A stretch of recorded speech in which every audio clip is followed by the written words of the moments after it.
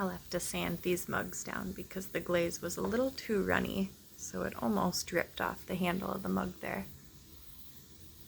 But that's ancient jasper glaze for you. It's a little bit flowy, kind of like floating blue. These are my sketchy acorn mugs. I like how that black underglaze turned out inside the texture roller design of the acorns. Then I have my incense burners where I melted some glass in the tray around it. You put the incense stick in here. That's floating blue glaze, so it dripped again. So I'll have to chisel and then sand that down.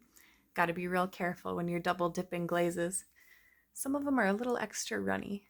Here are my floating blue mugs with a dark blue underglaze over the top of a darker clay body, Rainy Lake clay.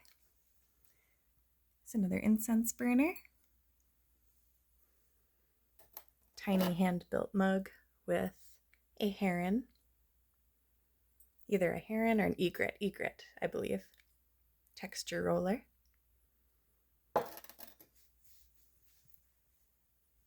More floating blue. Little jug with a lid.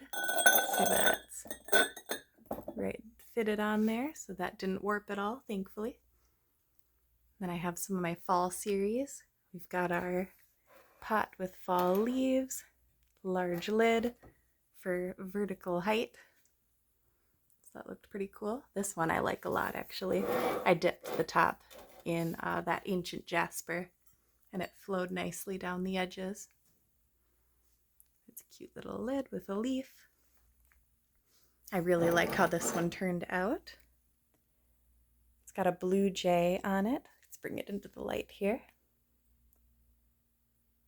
A blue jay texture roller with a little dark underglaze, and then with a light blue, sky blue glaze. About 2 coats painted on top. And this is a planter, so I put some holes in the bottom. I have plates that I made for a friend as a commission. These are floating blue. She liked the wave effect I did of her smaller plates, and a texture roller I used on the inside there.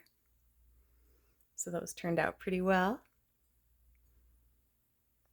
Just did 2 coats because I added too much water to my floating blue. So oftentimes it has this brown look. If you don't add enough glaze powder and you add too much water, it turns brown. And then I used my airbrush to put fall designs on some mugs. So I'm really excited about these. A little mini pitcher here with pumpkins on it, dipped in ancient jasper. So those turned out really well. I'm really excited about this series. I think my favorite piece, though, is the first one I showed you, the cookware set. These are 9 to 10 inch pans. Clay tends to shrink, so I give a little bit of a range, 9 to 10 inches, just in case it shrinks below that 10-inch point. And then these are spoon rests to go with the cookware, so that turned out really, really well. The airbrush glaze looks so pretty. Happy fall, y'all.